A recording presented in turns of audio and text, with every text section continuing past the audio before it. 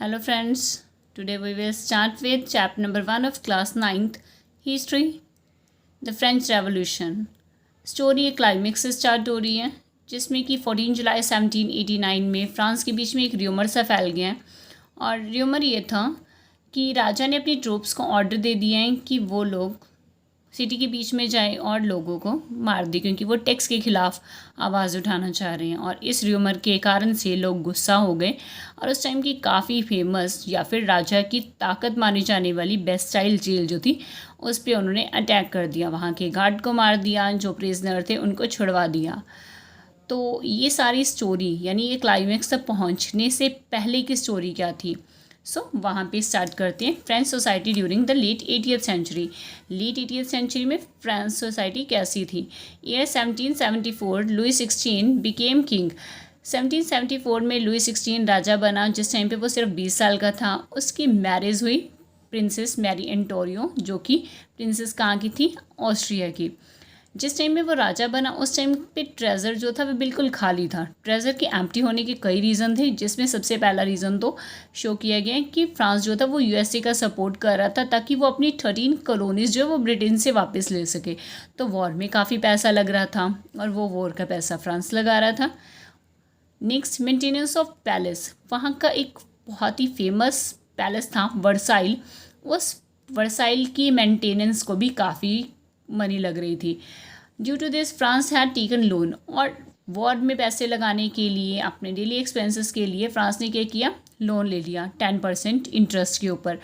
अब जब वॉर के बीच में ये सारी चीज़ें चल रही थी और लोन देने वालों को भी पता लग रहा था कि यहाँ पे ट्रेजर खाली हो चुका है, तो कहीं ना कहीं इन चीज़ों का प्रेशर चल रहा था और इन प्रेशर के कारण से गवर्नमेंट जो थी, राजा जो था, वो टैक्स बढ़ाना चाहता था। सो दे मीन्स नॉबल्स, उन्होंने टैक्स इंक्रीज़ करना शुरू किया या सोचा।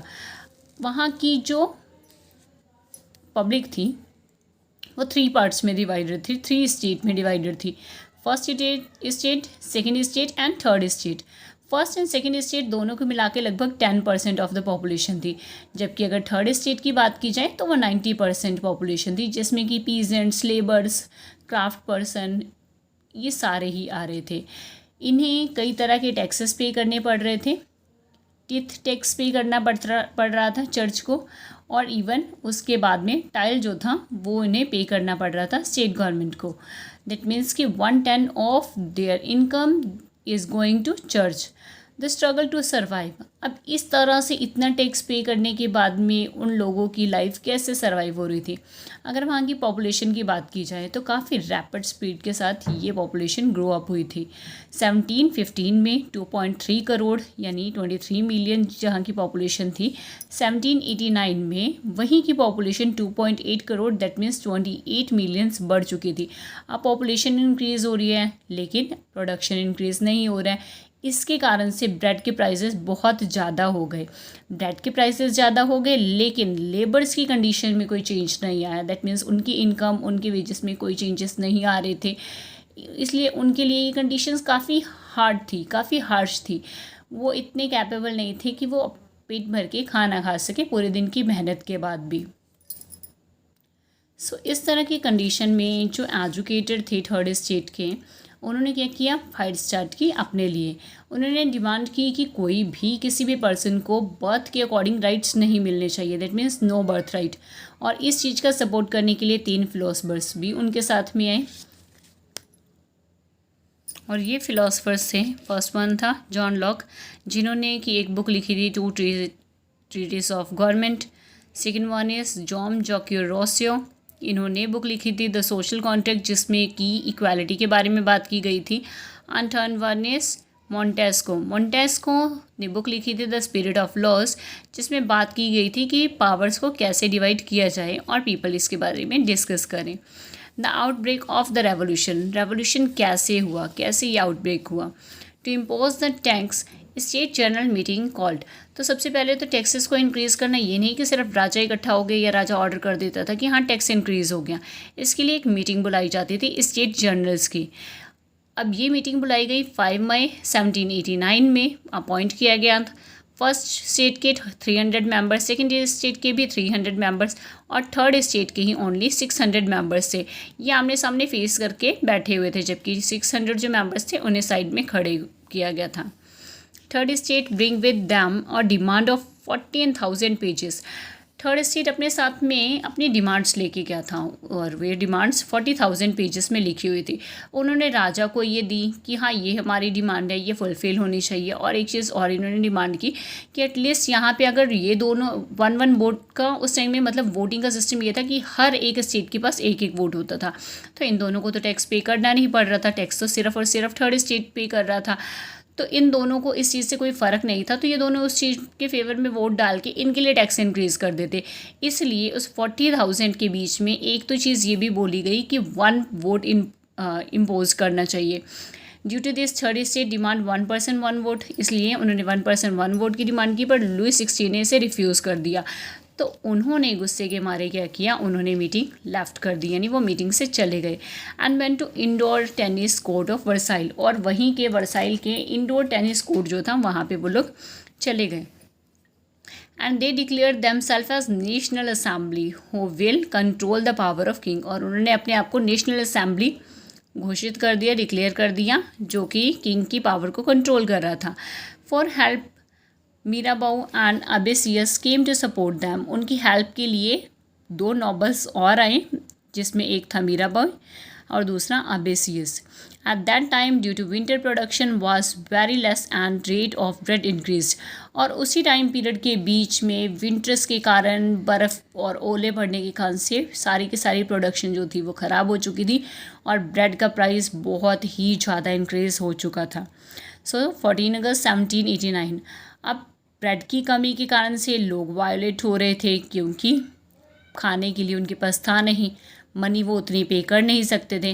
When king order to his troops, अब लोगों के पास ब्रेड के पैसे नहीं थे और उसी टाइम पे राजा ने ये देखा कि लोगों के बीच में हड़कंप फैल रहा है और उन्होंने अपनी ट्रूप्स को ये ऑर्डर दिया कि वो जाके उस कंडीशन को कंट्रोल करे। लेकिन लोगों के बीच में रूमर फैल गया कि अब यहाँ पे राजा ने ऑर्डर किया है कि लोगों के ऊपर अटैक करो, उन्हें कंट्रोल करो। इसलिए पब्लिक गई और बेस्टाइल पे अटैक कर दिए, जो कि स्टार्टिंग का सीन था, हमने क्लाइमेक्स वाला पढ़ा भी था। लुई 16 डर गया और उसने क्या किया, नेशनल असेंबली को अप्रूव कर दिया। 4 अगस्त 1789 एक ग्रेट डे था थर्ड स्टेट के लिए। क्यों? क्योंकि फर्स्ट एंड सेकंड स्टेट जो था उनको अपने प्रिविलेजेस छोड़ने पड़ रहे थे, अब टैक्स और लैंड्स भी उन्हें छोड़नी पड़ रही थी। France becomes constitutional monarchy. और अब क्या था, फ्रांस जो था वो कॉन्स्टिट्यूशनल मोनार्की बन गया। दैट मीन्स कि ये नहीं कि मोनार्क ख़त्म हो गया, बस मोनार्की पावर को कंट्रोल करने के लिए कॉन्स्टिट्यूशन बन गया। नेशनल असेंबली ने इस कॉन्स्टिट्यूशन को लिखा, जो कि 1789 में लिखा गया, ताकि पावर कंट्रोल की जा सके। France abolish monarchy and became Republic. France जो था उसने मोनार्की को अबॉलिश कर दिया और रिपब्लिक बन गया। Louis 16 get angry because of national assembly and lack of power. Louis 16 जो था वो गुस्से में था, क्योंकि अब उसकी काफ़ी पावर्स को कम कर दिया गया था और नेशनल असेंबली जो थी अब वो उसे कंट्रोल कर रही थी। He plan with neighbours country about it. उसने अपनी नेबर कंट्री के साथ प्लान किया कि किस तरह से अगेन अपनी पावर को वापस लिया जाए।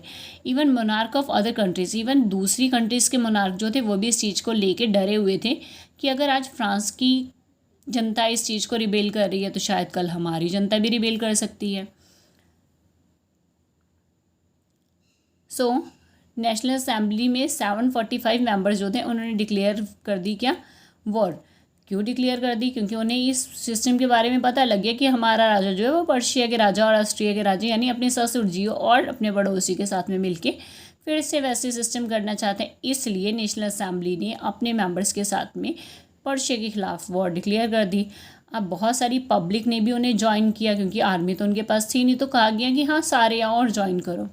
उस टाइम पे वो मर्सलाइज सॉन्ग जो था उसे गाते हुए चल दिए वॉलंटियर्स जो थे, और उस सॉन्ग को ही आज के टाइम में वहाँ का नेशनल एंथम भी काउंट किया जाता है। दैट मीन्स कि वो पेट्रियाटिक सॉन्ग जो किसी टाइम पे लोगों को मोटिवेट करने के लिए गाया गया था, अब वो फ्रांस का नेशनल एंथम है। Now they are free. अब वो फ्री थी और उन्होंने क्या किया, क्लब्स बनाने शुरू कर दिया। तो जब इतने सारे क्लब बने उस टाइम पे एक बहुत ही फेमस सा क्लब बन के सामने आया जो था जैकोबिन क्लब। अब यहाँ पे हर टाइप के वर्कर्स इसमें इंक्लूड हो गए। Maximilian Robespierre was the leader. Jacobin club का अगर बात की जाए लीडर कौन था तो वो था Maximilian Robespierre. They started wearing, इन्होंने नई टाइप की यूनिफॉर्म को वेयर करना स्टार्ट किया जिसमें कि एक रेड कलर की कैप जो कि काफ़ी अच्छी सी लगती थी उन लोगों को, या इसकी एक अलग ही सिंबल था। Women's don't have any right, women's ने हर जगह पे बहुत सपोर्ट किया। जिस टाइम पे लोग जो थे वो रिवॉल्व कर रहे थे उस टाइम में वो घर पे रह के संभाल रही थी अपने बच्चों को, बाहर के घर के काम कर रही थी। इवन कई सारे रेवोल्यूशन भी उन्होंने किए, लेकिन उन्हें किसी भी तरह का कोई राइट नहीं मिला हुआ था। 3 अगस्त 1792 में ब्रेड की शॉर्टेज के कारण से लोगों ने क्या, पैलेस पे अटैक कर दिया और वहाँ के गार्ड को मार दिया, लुई 16 को और उसके रिलेटिव्स को जेल में डाल दिया। फाइनली 21 सितंबर 1792 में मोनार्की जो थी वो अबॉलिश हो गई और फ्रांस फुल्ली रिपब्लिक बन गया। 21 जनवरी 1793 में कोर्ट ने लुई 16 को गिल्टी पाया और उसकी वाइफ और उसको दोनों को मारने का यानी पनिशमेंट दी as a killing. Reign of terror 1793 और 94 के बीच का जो रीजन था वो काफ़ी ज़्यादा टेरर था, मीन्स कि काफ़ी आतंक का माहौल था। अब उस टाइम पे लुई 16 तो था नहीं, तो फिर ऐसा माहौल क्यों था? क्योंकि मैक्सिमिलियन रॉबेस्पियर जो जैकोबिन क्लब का लीडर था वो पावर में आ चुका था। उसने क्या किया, उसने first state and second state के और अपने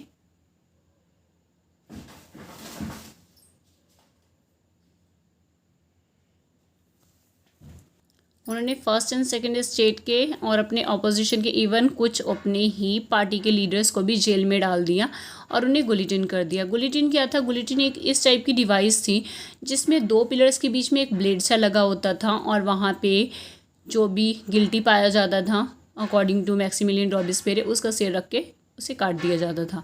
उस टाइम में ब्रेड के रेट फिक्स कर दिए गए। 1794 में कोर्ट ने इवन मैक्सिमिलियन रॉबेस्पियर को ही गिल्टी पाया और उसे गुलिटिन कर दिया। Directory rule of France. Robespierre की डेथ के बाद में नॉबल्स जो थे और रूलर्स जो थे, दैट मीन्स कि मिडिल क्लास के जो नॉबल्स रूलर बने थे और गवर्नमेंट जो थी, इनके अकॉर्डिंग क्या था, प्रॉपर्टी ऑनर्स के पास ही एक वोट होना चाहिए। तो लेजिस्लेटिव काउंसिल या एग्जीक्यूटिव डायरेक्टरी, 2 चीज़ों के हाथ में ये पावर्स डिवाइड कर दी गई।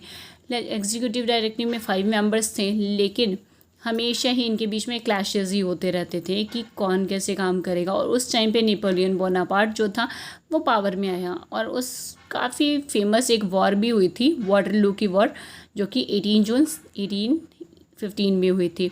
डिड वुमेन हैव रेवोल्यूशन, क्या वुमेंस भी रेवोल्यूशन में पार्टिसिपेट कर पाई थी?